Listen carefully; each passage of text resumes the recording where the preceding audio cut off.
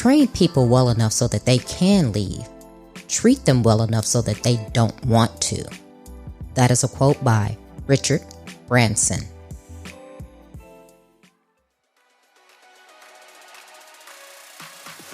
Welcome to Trina Talk. This is the podcast where guests share their stories of pursuing their passions, living a fulfilled life, and empowering others. Each week, I talk with inspiring leaders, business owners, and people with amazing stories from around the world in unscripted conversations as they share their successes and failures. This podcast is all about empowering you to keep striving in your personal and professional life. I am your host, Trina L. Martin. Welcome to episode 159. The topic of this week's episode is talent strategy. My guest this week is Jennifer Thornton. Jennifer has developed her expertise in talent strategy and leadership professional development over her exciting 20-plus year career as an HR professional. She's led international teams across Greater China, Mexico, and the UK and the US to expand into new markets, managing franchise retailers, and developing key strategic partnerships, all while exceeding business objectives and financial results. The rapid growth of her consulting firm, 304 Coaching, has been largely due to Jennifer's unconventional approach to building innovative workforce development solutions for companies who are facing breakthrough growth and accelerated hiring patterns. She is a sought-after business strategist specializing in startups and large value-based organizations. She assists her clients in building talent strategies that complement their business strategies to ensure exponential growth. Hi, Jen. Welcome to Trina Talk. Hello, and thanks for having me. Thank you for taking time out of your busy day to be with me. And usually how I start the podcast off is I ask all my guests to tell the listeners who you are and how you came to be the Jen that you are today. Oh, I love that question. And there's 1,000 different routes I could probably go. But I think, how I got to where I am today is I am someone who just really enjoys getting up every day and living life. I enjoy the challenges of life. I actually enjoy the ups and downs because we're not learning a ton when we're on the ups. How I got to where I am today is by actually doing what I love to do. When I was a kid growing up, all I ever wanted to do was work in the mall. And I know that probably sounds crazy, especially in today's world. We won't say how old I am, but that, back before when the malls were still cool. And that's what I did. And I grew up in the land of retail, which allowed me to be a leader at a very young age. I, worked myself up through operations. I worked in HR. I've worked in HR around the entire world and lived in multiple countries doing that. And so I think what made me who I am today is the diversity of my experiences. I think taking on challenges, volunteering, when no one else wanted to do a job, I was like, well, sure, I'll do it. But what I did is, not knowing at the time, is I collected a ton of experiences. And all of that, led me to what I do today. And over the last 4 years, I've owned my own business, and it's been a ton of fun. And if I hadn't taken all of those opportunities growing up, even at a very young age, I no way would be where I am today. I love that. I love how you speak about those failures as well as successes, because that's something that I love to talk about with my guests, because as we know, we're in instant gratification world now, right? Everybody's living their Instagram best life. And we know that's not how life really is. You have your ups, your downs, you're good with your bads. So I like to touch on that with my guests, but you have a plethora of experience, and tell us about your business. So 304 Coaching, we are a leadership education organization, and there's a ton of those out there. But what makes us unique is we are really focused on learning about the brain and the neuroscience of how the brain actually works. Because, when we were all taught to lead, or a lot of the best practice leadership techniques that people are selling and we're buying today were actually created, in the 1900s, 1950s, 60s, when businesses did not look like they do today. They were not managed like they are today. We didn't have the information speed that we have today. But most importantly, we didn't know much about the brain, if anything. And so how we've been taught to lead is really fear-based. It's very, I always laugh, it's kind of passive aggressive. And what we do here at 304 Coaching is we are really passionate about leading in a way that works with the brain and not against it.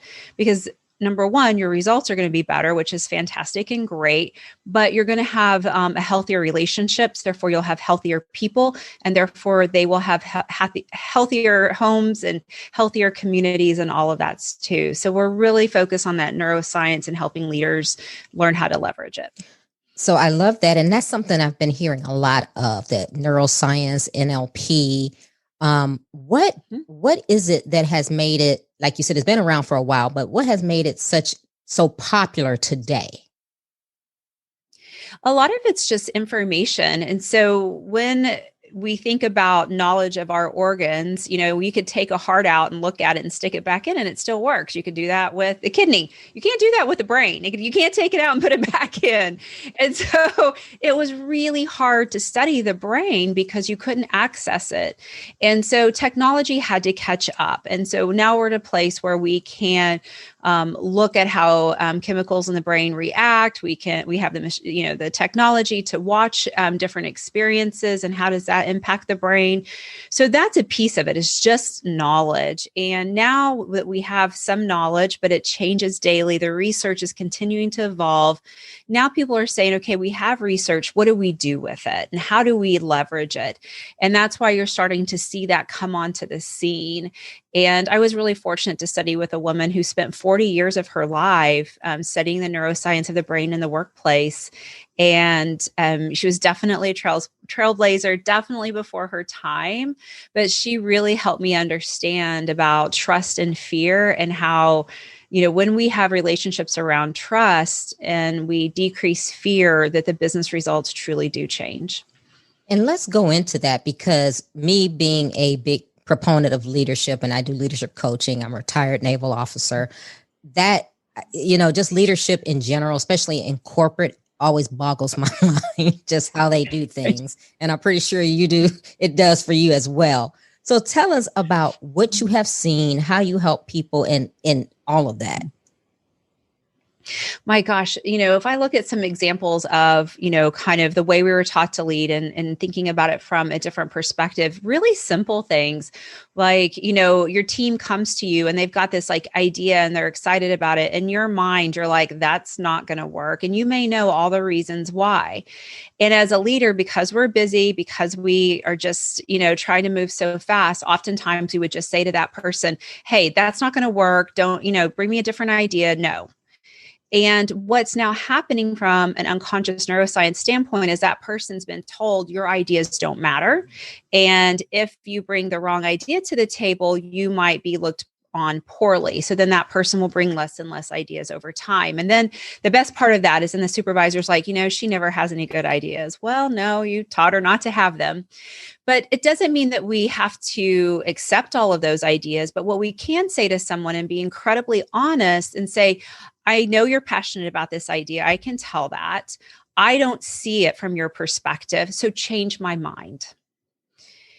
And what that does is tell the truth. Hey, I'm not seeing it, but it opens up a conversation. And then that person that gets to voice their opinion, they get to talk about their research or whatever's important to them. And what's funny, when leaders start to do that, they start to engage in conversations and even things that they don't believe in, they actually start learning a few things. I have seen their minds changed more often than not. But it creates this environment where even if I have a different opinion, I'm respected and heard. Therefore, I'm going to stretch myself and find more unique thoughts. I'm going to be more innovative because there's not judgment, there's conversation. And so that's just a really simple example in the world that happens every day, that through language change, we create better employees. And you know what? And it is so simple, because I remember when I was working, exactly, you go to say something or you voice an opinion or whatever the case may be, and you're shot down or you're ignored. and you're like, okay, well, that's the last time I'm going to do that. And then you're marked as, okay, well, she's not a team player. It's like, no, I am. But if you're going to ignore me and not give at least credence to what I'm saying, I'm going to stop trying to share my value. Yeah. And decisions, I think that's one of the things I hear from leaders really often is my team doesn't make their own decisions. Well, my first question is, what about your language and leadership has made that come true? And leaders don't always love that when I put it back on them. But then when we stop and think about it, there is something that happened. Either people make decisions and we don't like them, and so they get in trouble for them, or they make a decision and, we don't like what color pen they picked, not that it even mattered. So we get on to them with that. And so through what we think is coaching and feedback, we create environments where people aren't comfortable making decisions. And then again, we get mad at them for not making decisions. And it's interesting to see how our language really does have an impact on how people show up every single day. Mm-hmm. And when you're working with these leaders and you bring that to their attention, how long does it take them to actually understand that and get it? Because like you said, a lot of people manage, I won't even say lead, but manage out of, like you said, the fear. Like, okay, I'm the ruler and this is what you should do. So I think the journey is unique to every single person. And there's a factor that comes into play that does impact that journey. And there is actually research that shows us we can get addicted to being right. So just like your brain gets addicted to the dopamine hit of sugar, shopping, an Instagram like, whatever your choice is, right, that we kind of crave, being right also has the same chemical reaction within our brain. And so over time, we can get addicted to that dopamine hit. And so if I engage with a leader and they're right, everyone else is wrong, I'm the smartest person in the room, everyone else is stupid, all that kind of stuff, then I start to get curious. Are we a little addicted to our own beliefs? Are we addicted to being right? Because if we are, when we allow someone else's voice in the room, we're actually giving up our drug of choice. And that's a problem. No person addicted is going to want to give up their drug of choice. And so that piece of it, if that comes into play, and it does at some level, often, especially in high level executives, we start there. We start talking about that addiction and why they're attached to being right. And how does that hold them back? Because like any addiction, the pain of staying there has to be greater than the pain of changing. And so we have to do a lot of work around what would be possible for you if you came to terms with the fact that you're not always right and that it doesn't always have to be your way. And so that's kind of that first journey for those who are really deep into that addiction. Wow. And I was reading, you have the 7 sins of being addicted in leadership. Can you talk about some of those? I'm very interested. Yeah. So that's just kind of a fun take to think about, what does being addicted to be right? What does that mean for your team? And when you think of those 7 sins, so you think of wrath, right? So that's one of our sins. So if you are always right and everyone else is always wrong, you're kind of a mean leader. You're probably yelling at people. You're probably bullying people. You're doing those types of things.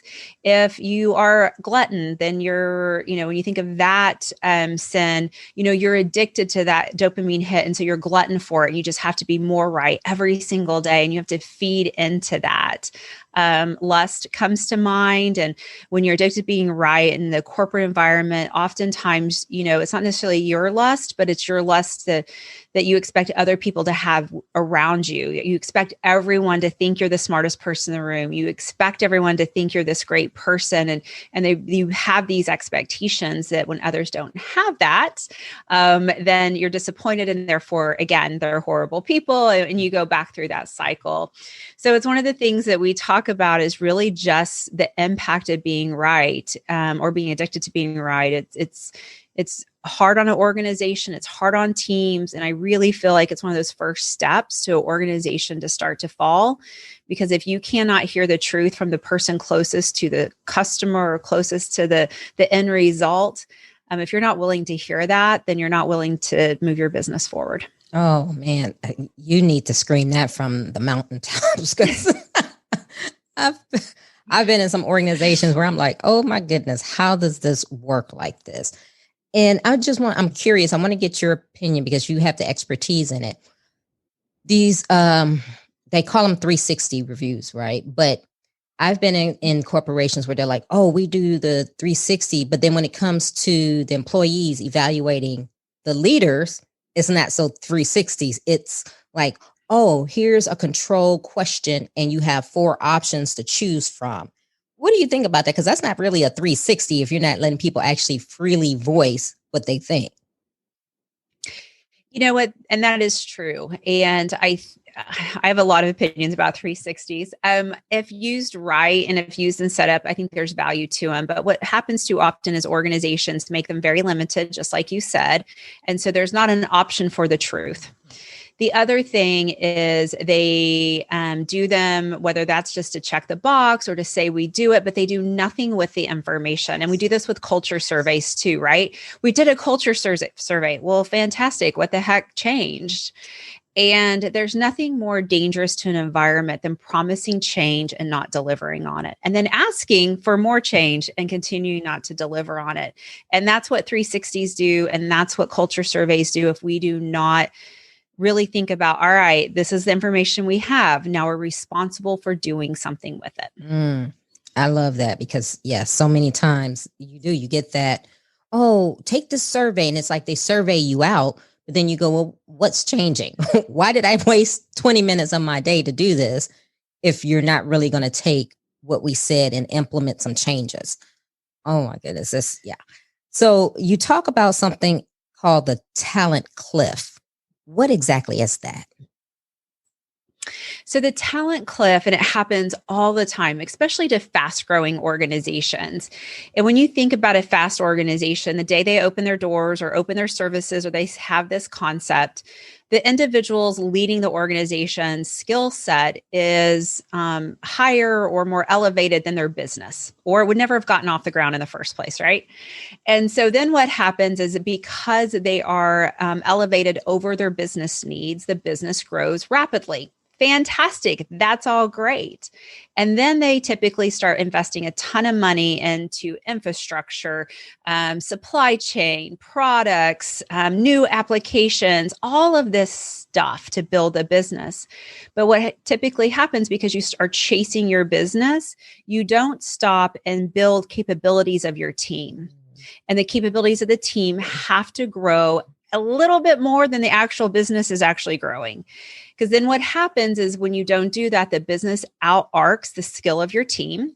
Your leaders go into fear, which means they go into high directive, which creates more fear. Your good people leave. The ones that aren't so great usually stick around, and that's what you're left with. And then, once your great talent has left, you've gone off the cliff and your business is right behind it. And we see it way too many times, especially in startups. Wow. So you have the talent cliff and then you have talent strategy. Are they the same or are they different? So the talent strategy, the goal of that is to prevent the talent cliff. Gotcha. And when we look at a talent strategy, everyone has a business strategy. Everyone projects their business. Everyone projects, what their needs are and all of the things it takes to run the business, your finances, your performance. But no one ever says, all right, based on those projections, here are the skill sets that are different and unique that our team currently doesn't have. And how do we continue to develop them so that when we get to this finish line or the next level, that our team is ready and willing to manage it? And so your talent strategy should really lay on top of that business strategy, or the business strategy will never happen. So the talent strategy, if I'm understanding correctly, is more of a forecasting where you want your people or your inside your business to go. So not so much as the overarching of the business, but the internals of the business. Yeah, that's such a great way to put it. Yes, it's about projecting what skills and competencies and the way of work that your team needs. And then what do you put in place to make sure that happens? So do you put in place executive coaching? Do you put in place peer advisory boards, like maybe an organization that people are part of? Do you give, someone who's a manager today and you'll need a director in 2 years? Do you offer them some kind of education course or shadowing, mentorship? And so not only are you projecting what you'll need, then you say, okay, what has to happen so that those needs are there in 2, 3, 5 years? And if you project out and manage your talent like you do your supply chain or your services or your widget, who knows what anyone's capable of? I mean, I think it would just, be amazing when all that comes together. Oh, yeah. It seems like they work hand in hand. If done correctly, you can build the inside while building, I guess. So I guess you would equate it to building your foundation of the house and then doing your interior decorating on the inside. Exactly. Yes. Love that. Oh, so, it just tell me what made you get into doing what you do with your business, because I know you have the HR experience and you've done leadership, but what was it? Because I always like to ask people, what was it that made you just say, you know what, let me do this to really help people? I love that I get to talk about that because I have two really important whys and they're on two different scopes of the world. But one of my whys is I spent a ton of time in the corporate America. I was always on the new team or the new project or the new this or new that. And it either went well or it crashed and burned. And when I look back on that, the only difference was the team that was in charge and the decisions in which that team made. And so why should we, set ourselves up for failure when we could set ourselves up for success around talent? And that's the business side of it. But the personal side of that for me is when you put someone in a situation and you haven't built the right talent around it and someone fails, whether that's, someone on their own or some situationally, it may be that that project ends and that person's job gets eliminated. You have impacted someone's career for the rest of their lives. You've impacted their family. You've impacted their emotional state. And so there's so much responsibilities in organizations to hire the right person for the right job, to take care of them, to create this environment where people can come to work and do their best job. Because when you do that, they're better at home and therefore they're better in their community. And I am really passionate about building better communities every day, and how we feel about ourselves emotionally in our job is a piece of how that plays into the world. Yeah. And you know what? And let's talk about that, because we spend a lot of time on a job, from the time we get up to commuting to being there to commuting back home. And I've been in situations where I've dreaded to go to work because the manager or supervisor has that mission to make your life miserable. And it's like, why do we have to operate like this? Why is that? And how do you point that out to businesses so that they don't fall into that trap?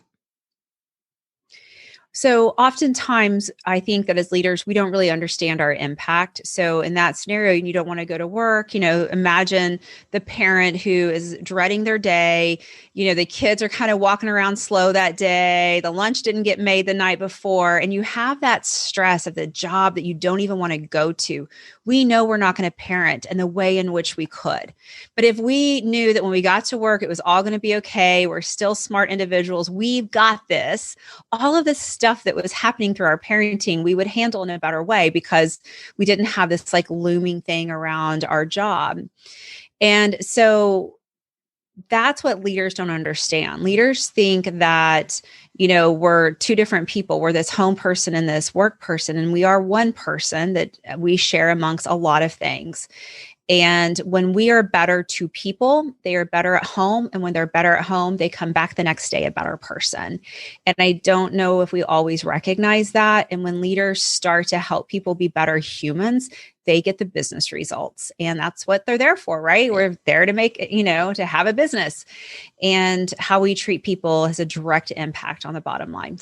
And that is so important. And I'm glad you said that, because there are so many people in positions of leadership that just don't get that.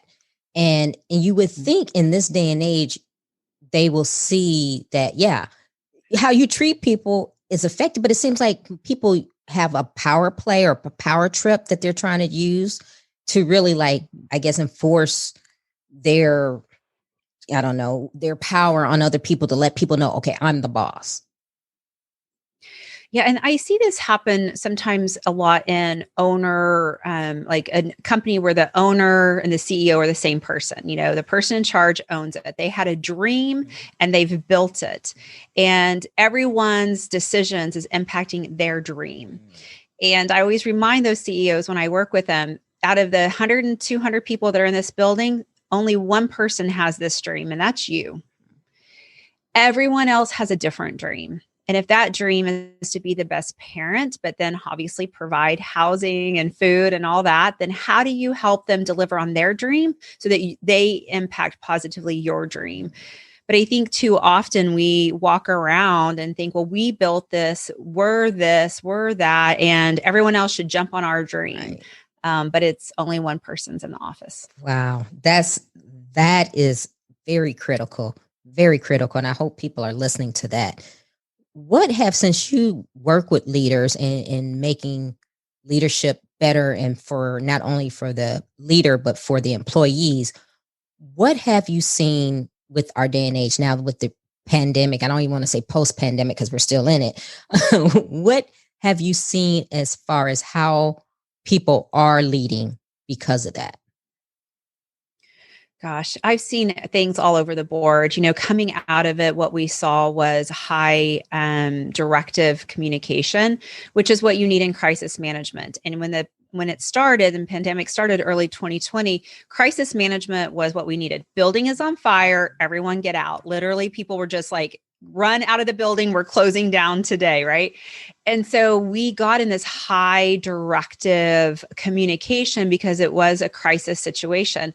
Well, crisis management only works in crisis. And so as we started to pull out of it, we were into some habits that were really hard on teams in this high direction, especially when people were having to get creative with their families and virtual. And there was just a lot going on with that high creativity of how do you do the job, but then this person telling you, well, this is how you have to do it. So there was a lot of bump up against that.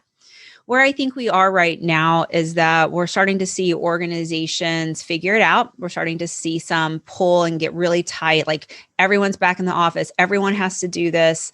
And I think they're going to see a tough time. I think that if they don't recognize that every situation is unique, and does there have to be a level of consistency? Absolutely. But inside that consistency, how do we help each person come back to work if that's what we need them to do in a way that makes sense? And how do we help those individuals feel good about the work we do? There is a labor shortage in America right now. And for organizations who like to pretend that they get to lead in the old way, it's going to be a hard road for them because there's a shortage and people are going to get to pick where they want to work. And that is just the facts.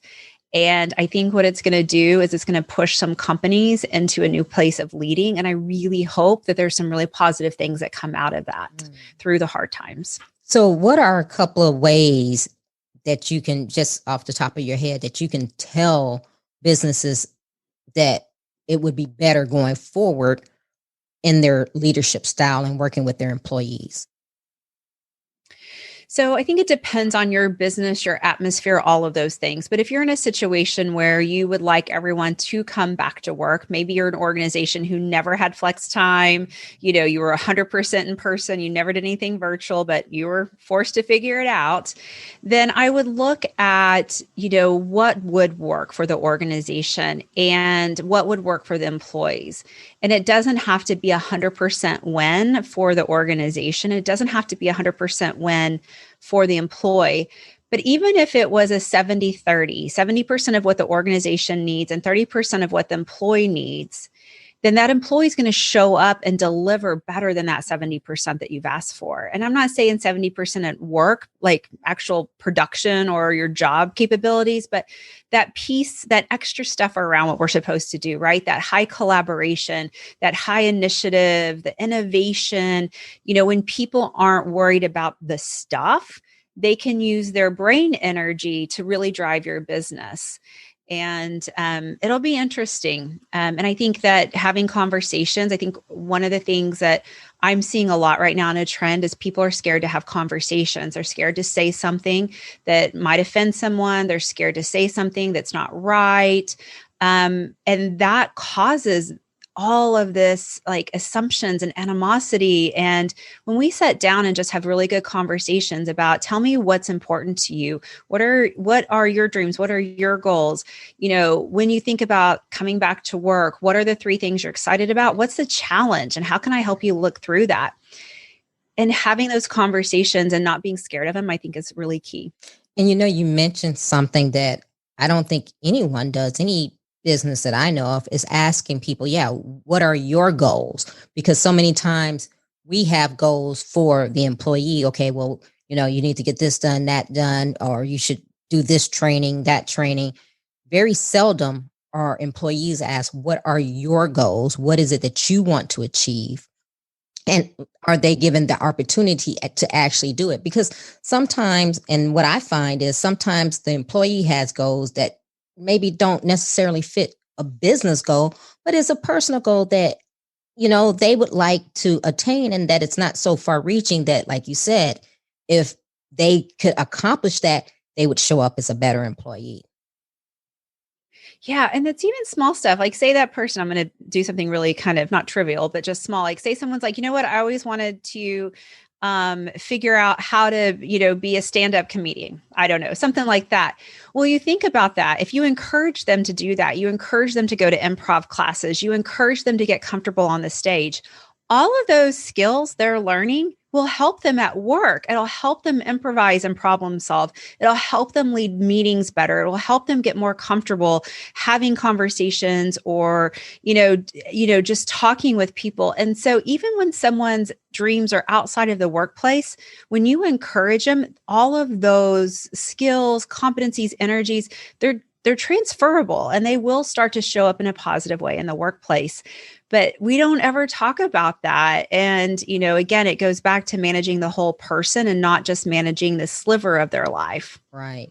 And do you actually think that we will get to that point where we're managing the whole person, or are we still to this day and age and for the foreseeable future going to be stuck managing like how we've been managing for, I don't know how many years now?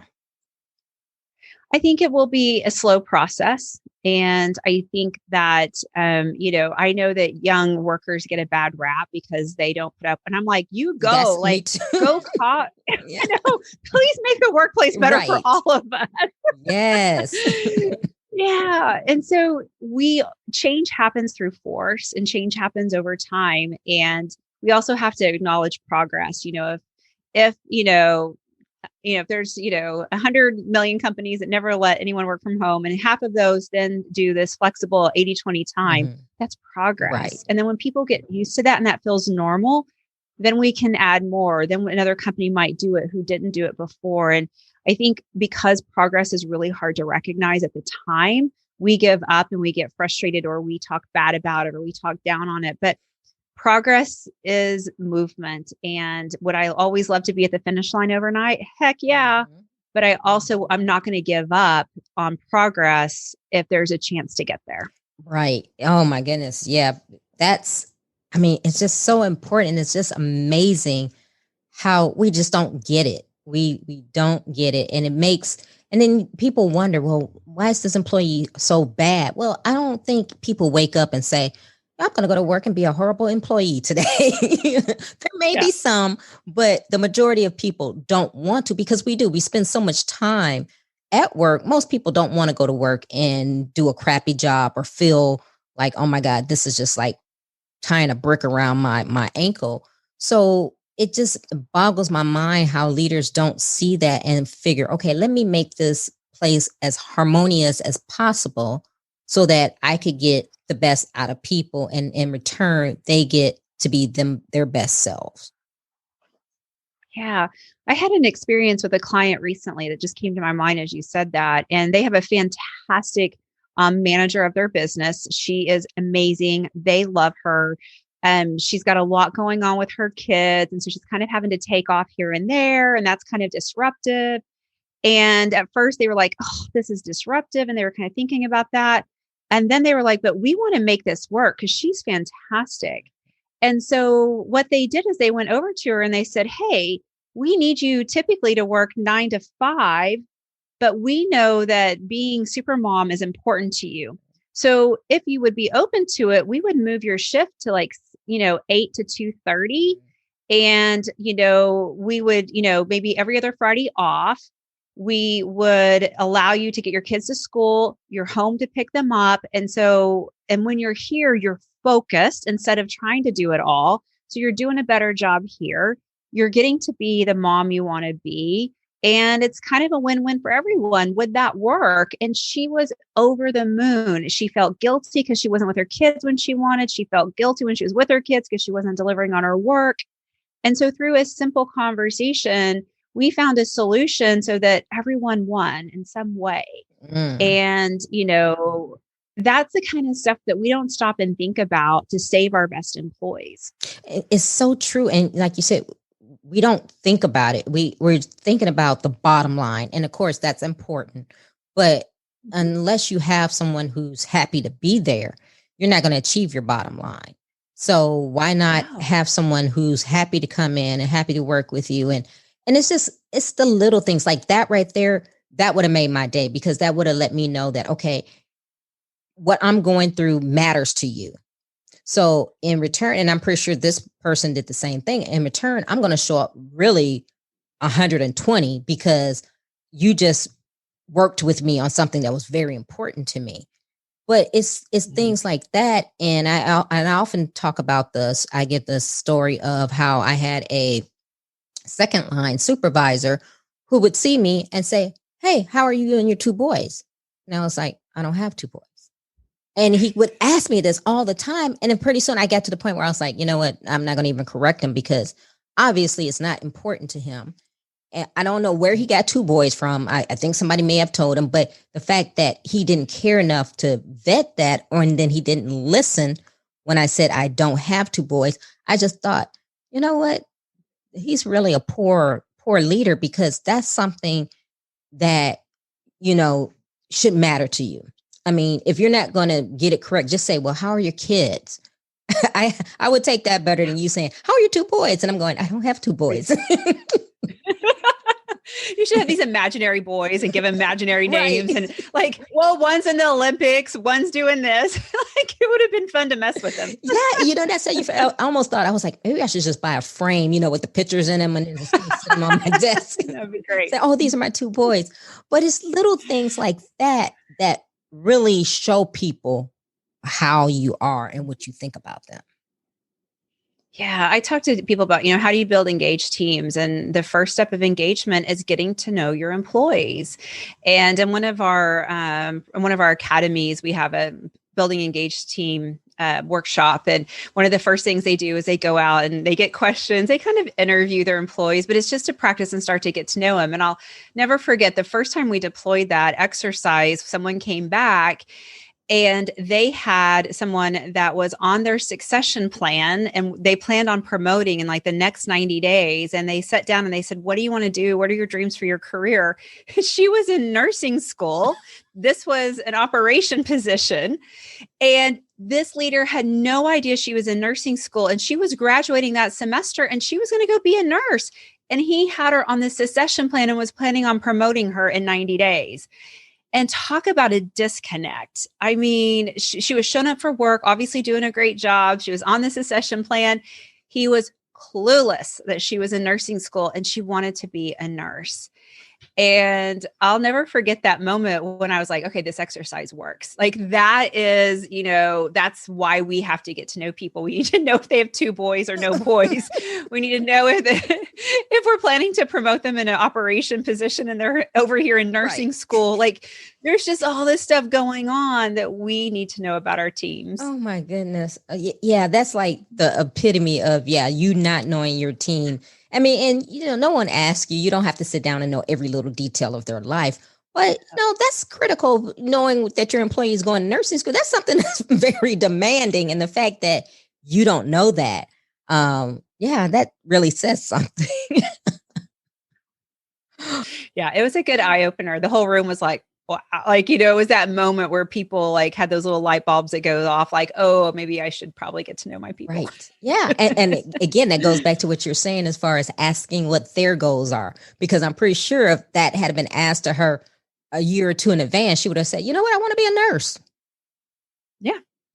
Yeah, absolutely. She would have. Yeah. I want to be a nurse. I'm going to show up every day and do a great job. But, at some point, this is what I'm going to do. And I think also that old school knowledge of, and you hire an employee, they're going to work for you forever. That is not how the world works right now. And, turnover is expensive, retaining people is the objective, but there will be people who will do a great job for you in a set period of time. And that's going to have to get okay with leaders. Yeah. And on that same note, what do you think? Because I'm pretty sure she probably didn't volunteer the information because she didn't know how that was going to come back at her. Because a lot of times employees don't. They have these aspirations and dreams that don't include being at the company for the rest of their lives. But they don't want to say that because they're like, okay, well, will that mean that they eventually let me go? Will they decrease my work? What's going to happen? What do you think about that? And how can businesses do better with that and not put their people in that kind of position? Yeah. It's a tough one. I think it's tough for the employee. It's tough for the employer. I think as an employee, you have to know where you work and you have to be conscious to, what could impact you and be conscious of what you share. But for employers, anytime you support someone with their growth, you will get the benefit every time. And you'll get a benefit, maybe short-term, long-term. I've seen organizations who support someone and say, they have someone in position that's probably not going to leave for the next 5 years. And they've got a heavy hitter that wants some experience. And if you said, you know what, let's stay in contact, I'll help you get that experience. And when this person retires, you're going to be the first person I call back. Mm-hmm. But letting them go and get a ton of experience, knowing you might be able to call them back in a couple of years, you're going to get a great employee. You're going to get all this experience. But people just look at this kind of like, these are my toys and don't touch them. And no one else can play with my team. And this protection, which it backfires on companies all the time. Oh, goodness. Yeah, that is so vital. And I think more companies need to understand that and realize that, because again, it's a win-win. It's a win-win for the employer. It's a win-win for the employee. But again, that's the old style leadership. We don't look at it that way. Oh my goodness. So we're going to go into the questions because I'm on a topic that I am on a roll, and you and I probably could talk forever about this, but we got to move on. So are you ready for your questions? I am. Okay. Who or what motivates you? Life. I really just love living. I wish I could live 500 years and see how the world evolves, but I just love getting up every day and living. Oh, what demotivates you? What demotivates me is when people give up fast, or when people don't see progress. And so they just stop when they have so much potential. When was a time that something was said or done to hurt you, but it worked for your good? Oh gosh, I think all feedback's like that, right? I think I got feedback very early in my career from a wonderful supervisor around my sense of detail, of a high sense of detail. And she really helped me learn how to manage it in a way that was productive. And that was great. What is your fear? Oh, my fear is not doing enough. My fear is not using the gifts I was given, and just, making sure that I can really make an impact on the world. Is there a time when you wish you had done something that you didn't? Yes, absolutely. I think that I live in a very inner city neighborhood, and it took me a few years to figure out how to help people who needed help. And I wish I had helped more. I wish I had the maturity and the understanding to help more people earlier. Is there a time when you wish you had not done something? Oh gosh, I'm sure there's something I've said over the life. I'm sure there's things I've said, especially when I didn't know what I know today about the brain. I've said a lot of things that sparked fear, not knowing. And I wish I would not have said those things. What is your definition of success? My definition of success is that whatever you want is what you go out and get. And no two people could ever define success the same. And so my definition is if that person has what they want, then that's a success. I like that. How do you recharge? Play with my dogs. I have a whole pack of rescue dogs, and just sit on the porch, throw the ball, and, just relax with the dogs. What are you awesome at? What am I awesome at? I feel like I'm really good at allowing people space without judgment. That's good. What legacy do you want to leave?